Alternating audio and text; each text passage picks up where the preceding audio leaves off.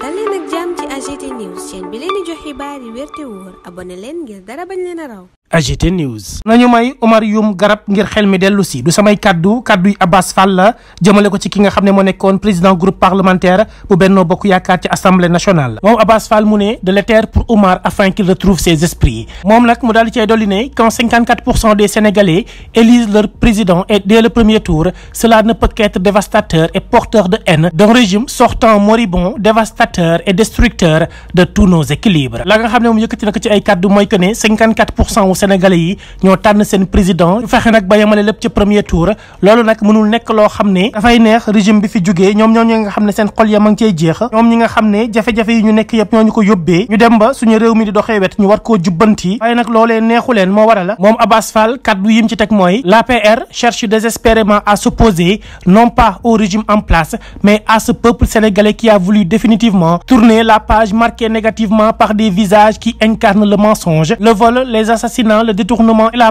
prévarication de nos maigres ressources. moom Abass Fall la mu wax mooy waa APR jamono ji ñi ngi def seen kéemtalaay kattan ngir opposé wu waaye lu ni mel defuñu ko jëmale ko ci régime bi fi toog waaye ci Sénégalais yi lañ ko jëmalee Sénégalais yooyu nga xam ne ñoo jël seen ay responsabilité ngir tourner page bi nga xam ne ñoom ñoo ko marqué ñoom ñi nga xam ne wax ñu lu dul dëgg lañ fi nekkee woon sàcc ak fàtt Sénégalais yi wala kook lépp lu ñu am ñu jël ko moo waral mu ne ces visages incarnés par Seydou Gueye qui est le symbole de l'échec, de théorie vide et dont l'incompétence est connue de tous et qui de surcroît n'a jamais réussi à rassembler deux personnes à la Médina et qui était devenu un éternel remplaçant des ministres, revoyez ses va-et-vient dans le gouvernement. Un Omar Youm qui se perd dans ses mémoires et qui symbolise le reniement et l'inconstance, adepte de la fourberie politique pour ne citer que cela. Ces visages donc cherchent désespérément à se positionner pour s'opposer de façon malhonnête au pouvoir en place dirigé par son excellence Bassirou Diomaye Diakhar Faye. moom Abass Fall la nga xam ne bëgg na koo wax foofu mooy biir APR daf ci am ñoo xam ne jamono ji seen gis-gis nekkul leen lu dul la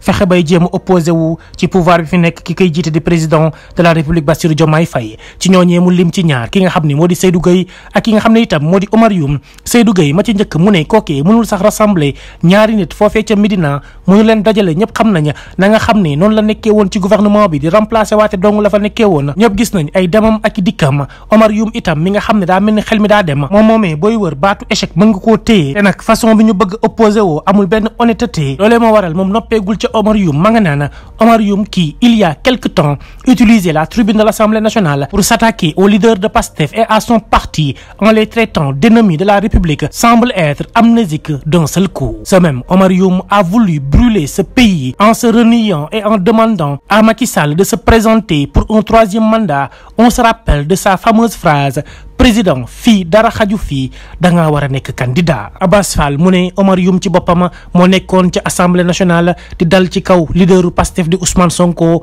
ak partem moom moomee amul lum leen yàqul amul lum tegul ci seen der ne ñoom ñooy ennemi de la république. moom moomee nga xam ne Omar Youm moo doon wax président Macky Sall nan kaan ñëwal nga présenté wu fii dara xaju fii mën ngaa doon candidat moom mi bëggoon taal réew mi moo taxaw tey di wax. pareegul moom Abass Fall ma nga naan c'est ce même Omar Youm qui demande à ce que le délit d'offense au chef de l'État soit enlevé du code pénal. Non, je rêve ou quoi? Où était-il quand son leader, ancien président de la République, ainsi que son gouvernement dans lequel il était membre, emprisonnaient des milliers de personnes à cause en grande partie de ce délit? moom moomee di Omar Youm tey jilee moo taxaw naana délit bi ñuy dippee offense au chef de l'État dañ ko war a dindi ci code pénal xanaa damay gént. moom Omar Youm moomule ci boppam fu mu nekkoon jamono bi nga xam ne ancien président bi fi nekkoon di président Macky Sall moom ak gouvernement am dañ daan jël ay junniy doomi aadama ci réewum Sénégal di leen tëcc te dara waralu ko woon lu dul délit bi muy laaj pour ñu supprimer ko. ba tey Abass Fall noppeegul ma ngay wax naan Omar Youm sur l'homosexualité semble oublier qu'il était le président du groupe parlementaire